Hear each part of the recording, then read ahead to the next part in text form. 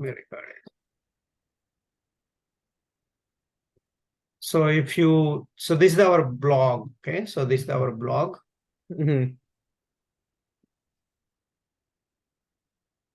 So this is our blog. You can see here, Ramesh Insights in Automation. Even you can search in Google also. Okay. So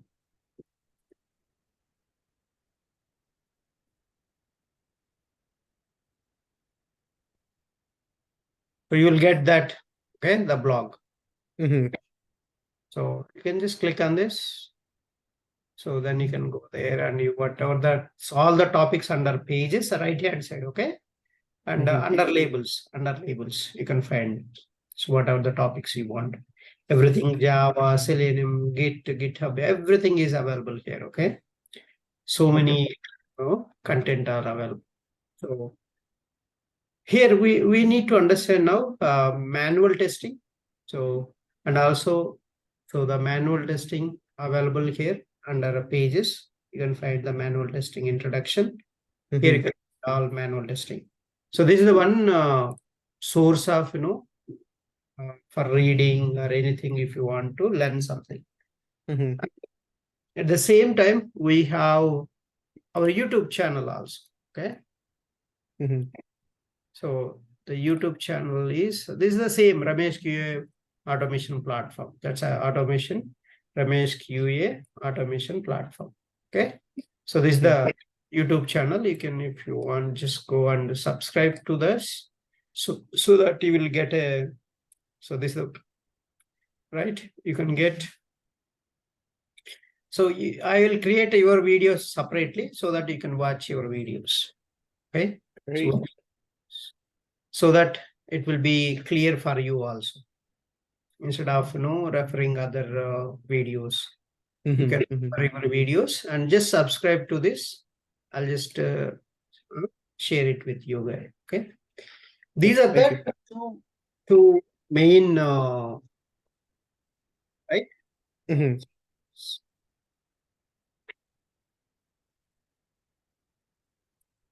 Now, so let's first we'll start about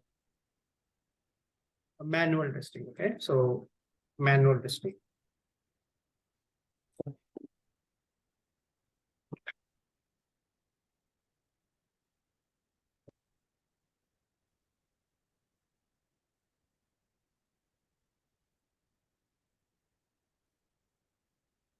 So we'll learn very high level what is manual testing and how. So we'll do a manual testing.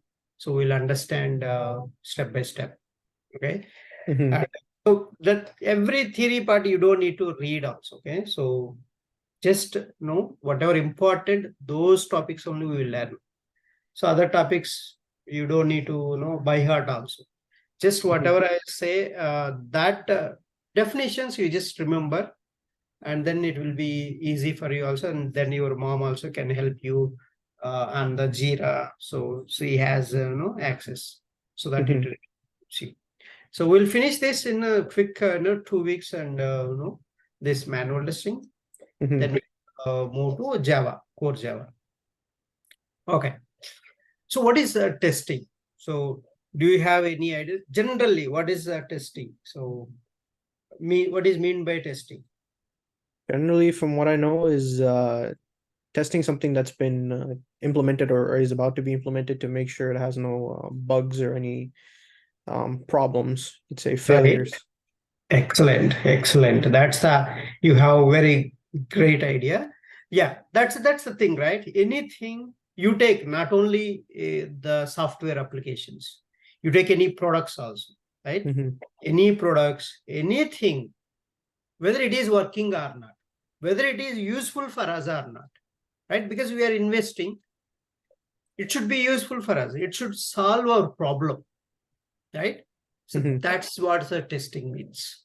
Testing is so basically it just finding out whether the application or the product or anything, whether it is solving your problems or not, whether it is useful for your purpose or not. So your purpose is served by that application or not, or that product is useful for you or not. So that is what we are going to see. And also, while testing time, you can find a lot of defects, right? So when the developer develops, so such cases, you have a privilege to find out more defects, because they are not going to implement everything. So what is requirements, based on the requirements they have to develop. Maybe some requirements they might miss, or that they misunderstood and they might miss them. So that we need to find out. That's our job. Our job is just identifying the defects or finding the defects. So main intention is, the tester intention should be identifying the defects or bugs in the application or in the product, then report them in some tool. You need to report them, right? So you found that. How can you tell to the developer? You need to tell to the developer, so that, oh, hey, I got these bugs. So this is how I followed the steps, how I followed the step by step. And then I got this issue. So can you look into that? And you have to report these steps somewhere, and you have to give clear steps and detailed screenshots, error messages, everything you need to share with them, all the information, so that then they can they can look into that and they can fix that. Like right, you are using a bike or a car. So some certain amount of time, after some time, maybe there is a brake failure or a light, some light issue. You might get some issues. Where you will go? You will go to a mechanic, right? You will go to a mechanic and you will explain to him, right? So this is what I'm seeing a problem. You will explain that issue. Then he will also check whether he is able to reproduce that or not. That's what here mechanic is a developer. The one who is using the application, the first user, is the tester. Okay. The tester, which while using the application, you will see some abnormal. So some the way it has to behave is not doing that. Such kind of behavior is called a defect. Okay. So those defects we need to find out. And then once the developer fixes, he will assign that back to you. You have to verify that and check. So the checking, right? So he will tell, okay, I fixed it. How can you ensure that? Again, you have to check it, right? The same steps you follow, and then see whether it is reproducible or not, whether it is fixed or not. And then you can, if it is fixed, we're happy, right? You can close it. So that is what the testing means. Testing is executing a software program with an intention of finding the defects or bugs, then report them in the tool. So why you need to report in the tool? It will be traceable to everybody. It will be so visible to everyone, right? Who logged and what kind of defect is that. You can log everything so that it will be visible for everyone. So that is the reporting or posting the defect. Once it is fixed by the developer, then you have to verify and close it. That is our job. So this is called a testing. So a testing, and there is a debugging also. One more, debugging. What is mean by debugging? Debugging is the process of finding the root cause of the failure in the application. For example, you reported a defect. Why it is failing? What is the root cause for that? You need to analyze, right? That developer will analyze and he will remove that, the issue, whatever is there in the code. So that is called debugging. Okay. So that's the testing and debugging. And there are different types of testings will be there. Overall is the functional testing, non-functional testing, and security testing. So remember this. So we have three types of testing types: functional testing, non-functional testing, security testing. So functional testing again categorized into manual testing, automation testing. So manual testing is testing the software by a person. The person is involved and he will perform everything on the application. So you will execute one by one test cases on the application in person. So that is called manual testing. Everything you have to do. So there is no tool help taken in this manual testing. So manual testing also called functional testing. Okay.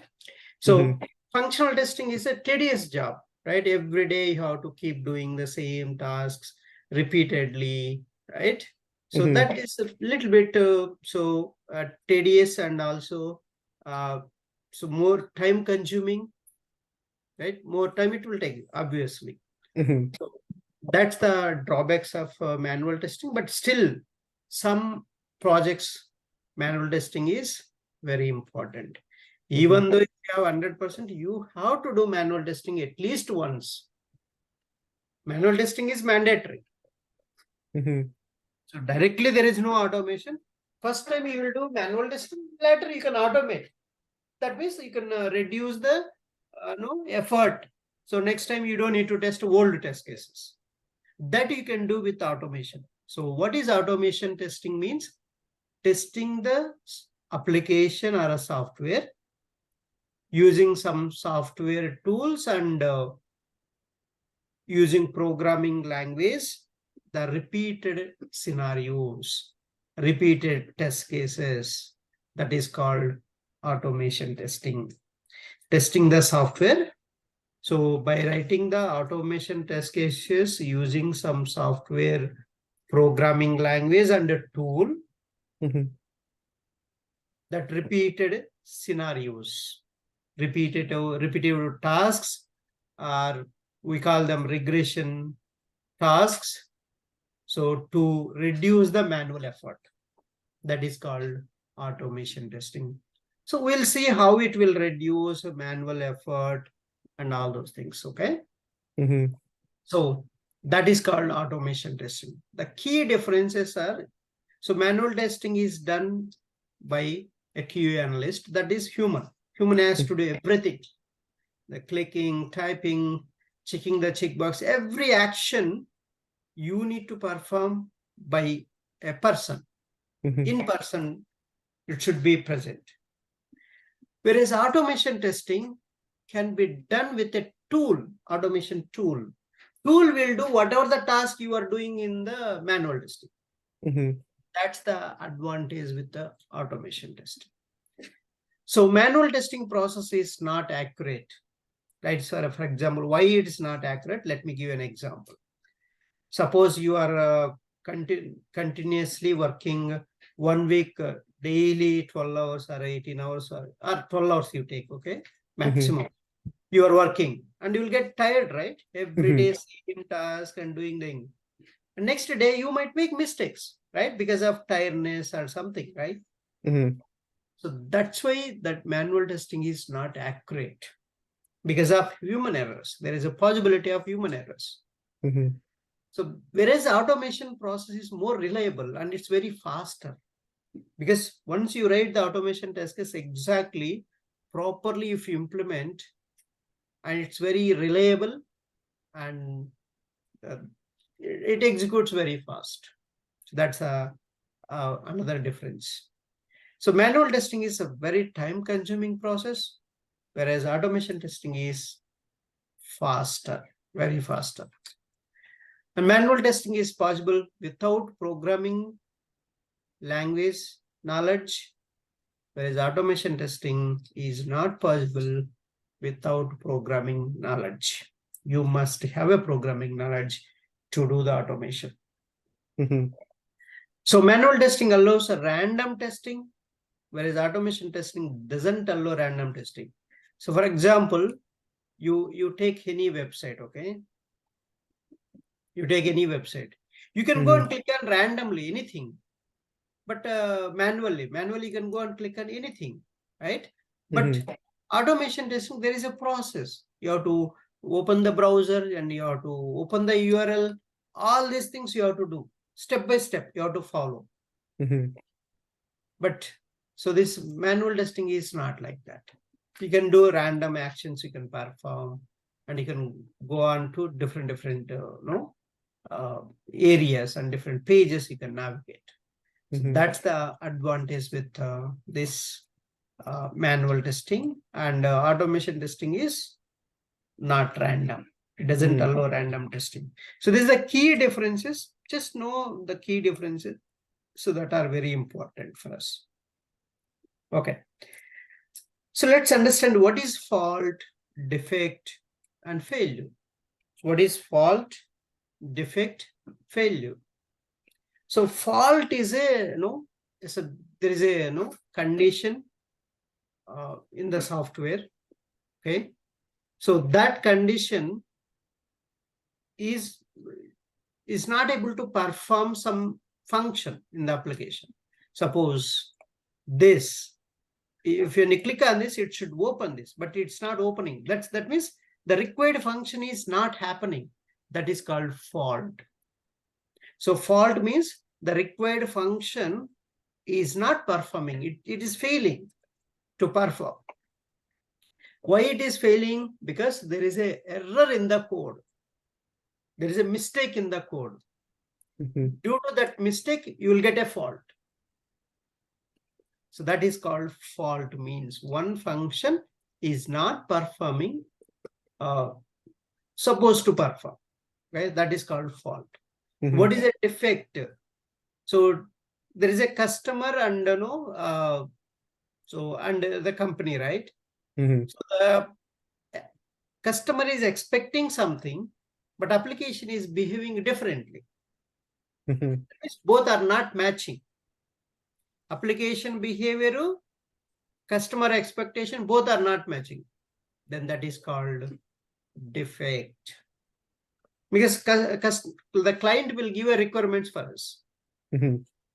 So client is expecting something, but application is behaving differently. That is called, that deviation is called a defect. So the difference between application behavior and the customer expectation is not matching, that is called a defect. Failure means, a failure is a complete, one component itself is not working. Suppose you take Amazon, you are buying a product. So when you are checking out, it is throwing a 500 internal server error. Then what does mean? That component is broken, the crucial one. So that is called failure. The component is broken, or one module is not working, then that is called failure of the application. So failure is an event. So that means more actions you will perform that, but that is not working. So that's a failure. And fault is a one state, only one function might not work. The others are working fine. So this fault is caused by an error in the code. So that's the fault, defect, and failure. Okay. So these are the main things. And so what is manual testing and automation testing? And so let's understand the application hierarchy. So what are the applications are there? What are the different type of applications we have? So let's see that. So we have three types of applications we have. So one is web application, Windows-based applications, and mobile applications. So Windows-based applications, web applications, and mobile applications. So, web applications and Windows-based applications are different. Mobile applications they will run only on the mobiles. Right? So they will run only on the mobiles. So this Windows-based application, let me show you. So you don't need internet for Windows-based applications. Okay. So you can just have a exe file on the application in your laptop. So you can see wherever application. Can you see this? exe.exe. So that is the Windows-based application. That means exe will be installed on the machine, client machine. Server will be somewhere else. That is called Windows-based application. You don't need internet to launch this. To launch this, you don't need internet. Okay, so that's the Windows-based application is a two-tier architecture. Two-tier means client and server architecture. Client and server architecture. Client and server architecture. So two tiers, client and server. Client and server. Client is so this just now I have shown you, right? This is the client. exe is being installed on the client. Server will be somewhere. That's a two-tier architecture, we call that. Whereas a web application, so web applications are, let me draw this. So can go to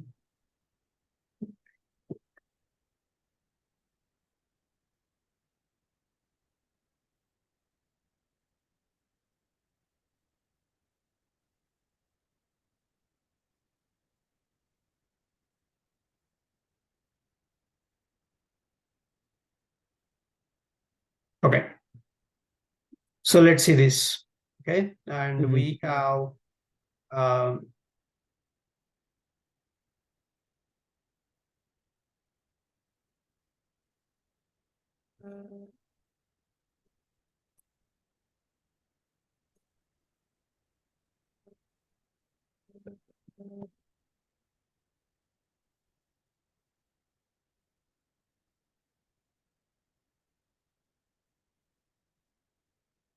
okay. So this is the web server. Okay. So this is the web server. And this is the application server, app server. And this is the database server. So the first, the request will come. So from the customers. So to the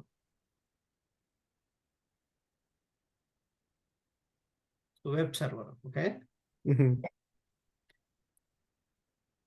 So then it will, if it is not there, it will go to here. And then it will come to, if it is available, then it will go here. And you will get back.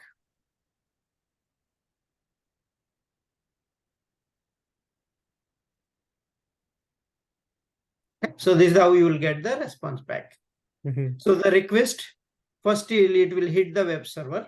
So web server, and then application server and database server. So basically web application architecture is basically you have web application architecture is. So this web server is designed by like HTML, CSS, right? And JavaScript. So like this, okay? And so nowadays Angular, that frameworks also coming, right? React. So React JS, all this, okay? These frameworks are used to develop the front end. Basically, we call front end, and this is the back end, right? So the application server is designed, basically business logic will be developed here. Business logic will be developed here. So, and here is all the data layer. So the data will store. In the database, data will store, okay? So this is designed by, like you have a like Java programming language, Python, and C++. So such kind of programming languages are used to design the application code, okay? So all application logic will be available in this app server. And the databases, we have so many databases, right? Oracle, SQL Server, right? SQL Server. we have, so like we have a SQL and no SQL concepts like MongoDB, such kind of things you have nowadays. So these are all the different, web application architecture. It's a 3-tier architecture. 3-tier means web server, application server, and database server. It's a 3-tier architecture. 3-tier architecture. So I told you that Windows-based application is a 2-tier architecture. Okay. And so you need internet to open the web applications. Without internet, you cannot open the web application, right? So you should have a browser. And then in the browser, you have to type HTTP. And this is like this, you will type, right? HTTP protocol, you have to use HTTP or HTTPS. And so google.com, like this, you will type, right? So this is the, you have to type in the address bar, in the browser address bar. There it will open for us. So that's the, if this is possible only if we have internet in your laptop or in your mobile, anywhere. So that's the web application means. That means Windows-based application is a 2-tier architecture. Web application is a 3-tier architecture, or N-tier also we call this. N-tier means multiple servers will be there. Okay, that's but the structure is same. And in the Windows-based application, you have one client and server. So in the web application, you have a web server, application server, and database server. That's a 3-tier means. And so you don't need internet to launch the Windows-based applications, but you must need a internet to open web applications. So for Windows-based application, client is very known. So you very limited clients will be there for the Windows-based applications. For web-based applications, we don't know, right? Number of clients. How many people are using a Gmail, Facebook, LinkedIn? Do we know that? We don't know, right? So these are all, so web-based applications. The clients are unknown. So, and you will perform different type of testings on the web-based application. Like, you will perform functional testing. You will perform performance testing. You will perform security testing also. All 3 types of testing you will perform here. So in the Windows-based application, you will perform functional testing and performance testing also you will do, but security and you don't need much there. So this is all about Windows-based and web-based application differences. So the differences I have given here already. Okay. So if we go here in our blog, let's create this. All these things.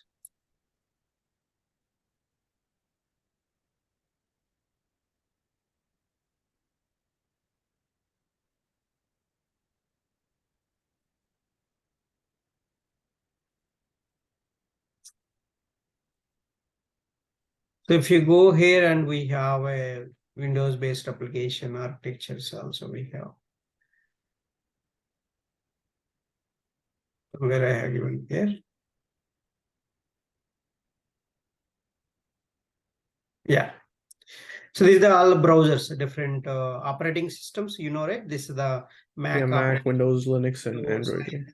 Android, iOS, right? And browsers we have Chrome, Firefox, Safari, Opera. Now Edge we got that, right?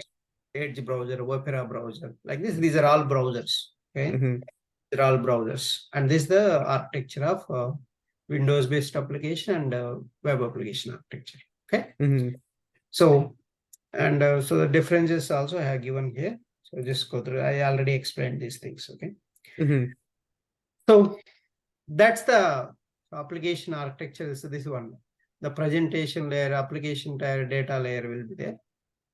That's the application. So web server, database server, and application server all will be there. Okay. Yeah.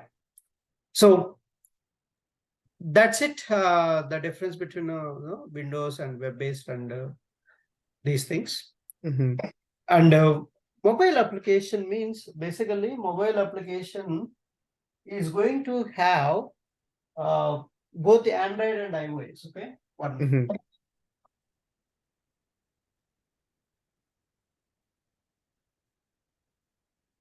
So Android and iOS operating system. So on the top of that, mobile applications will run. So these are developed in using different programming languages. We'll see that in the Java. Mm-hmm. Even mobile application testing also very important nowadays. So you have a lot of demand because Mm-hmm. right, in the US and Canada, most of the people use mobiles only nowadays. So so they will develop applications and for mobile also. Mm-hmm. And Yeah, a lot of studies I've seen is for mobile apps and everything too. Like even our school that offered us a little bit of so I have a little bit of insight in like mobile development, like app development, just a little yes, bit. yeah, We did a brief course on it, and I think I don't know if I can find it again, but yeah, it's on Stack Overflow. We used to it's a nice yeah, project that we put together for just to see, how mobile apps are put together and tested. right, yeah. Mm-hmm. That's another interesting mobile testing also. Mm-hmm. Okay.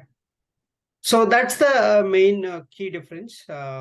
Let's go and see why no we have a so why do you need a software testing? So what is the main purpose?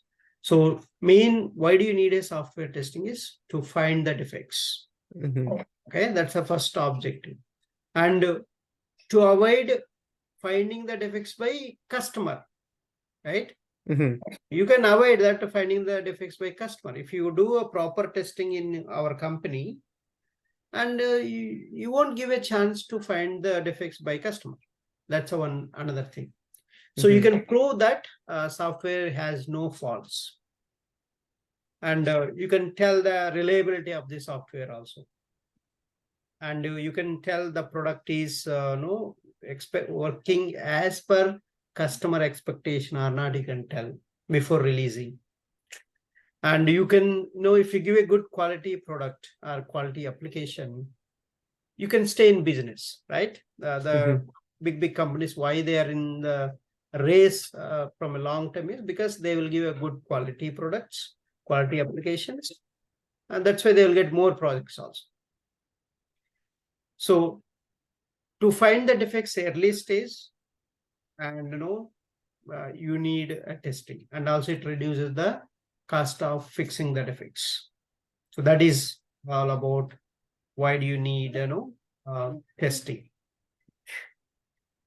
And then so another thing is these are all not that much important. Okay, so Mm-hmm. but let me give you why software have bugs means. The software has bugs because there are many reasons. Okay, Mm-hmm. communication issues. No, so there is no communication properly to the development team, and obviously they will make mistakes. Mm-hmm. And also software complexity. So a very complex application you're developing, Mm-hmm. and nobody knows properly about the technologies, then obviously they'll make mistakes. By learning and doing, they'll make mistakes, right? So you need some experts in the team, right? Mm-hmm. At least few of them. So such cases you will get a bugs and programming errors. Programmers also humans, right? Humans make mistakes. That's a common Mm-hmm. thing.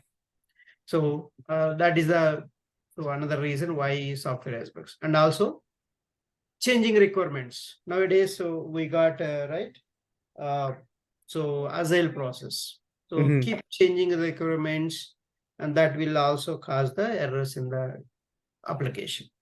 Time pressures. You have less time to deliver the product, and that cases you will do very hurry way, and due to time crunch. Then obviously, so the developers make mistakes, and we also won't get time to test it properly. Mm-hmm. Such cases you will get bugs. Oh, this And is a you big go one. I know, yeah. Time pressure is definitely one of the big ones. I know a lot of video yeah, game companies that struggle with this. They put out yeah, complete right, products because of this. Yep. right, exactly. And we have ego feelings, right? For example, the developer is, he feels that I can do this within one day or in a 2 day, but actually when he starts, and he will face a lot of problems. So that's instead of waiting for the till end, you can start immediately and finish it, and later you can relax it. The people won't do that sometimes. So they will keep till the end, they will keep dragging that. So such cases, there is a chances of getting more bugs. So and that's another thing. And poorly documented coding guidelines. So suppose every company has to maintain the coding guidelines and some standards. If they're not maintaining, and if people will come from different companies, right? They will follow their own process. And if there is no certain process, and everybody will be creating and their own classes, their own code, and obviously it will create some problem if there is no process. So that's why you should have a proper guidelines, how to write the code, how to give a optimized code. All these rules should be followed, and that should be explained to new persons who are joining the company. So that is not there, you will get definitely bugs. So software development tools, for example, you are using a new tool, but you don't know that tool about that, how to use that. But something you have to get trained, or somebody has to give a knowledge transfer and how it works. And then, so then it will be useful. And the people who are using, they can use it comfortably. But if they are not giving a so demo on the tool, and you're trying to use, you'll make mistakes, obviously. So that is all the reasons for why software has bugs. And so improper testing also another very important. So testing, not having sufficient time to test it, so that also creates a problem. Okay, so these are all the reasons why software has bugs. And so this will be this session will end soon. Sanjit, you join back immediately with the same link, and we'll discuss about what is the difference between quality assurance and quality control, and then we'll go for the verification and validation. Then we can close for the day. Okay, sounds good.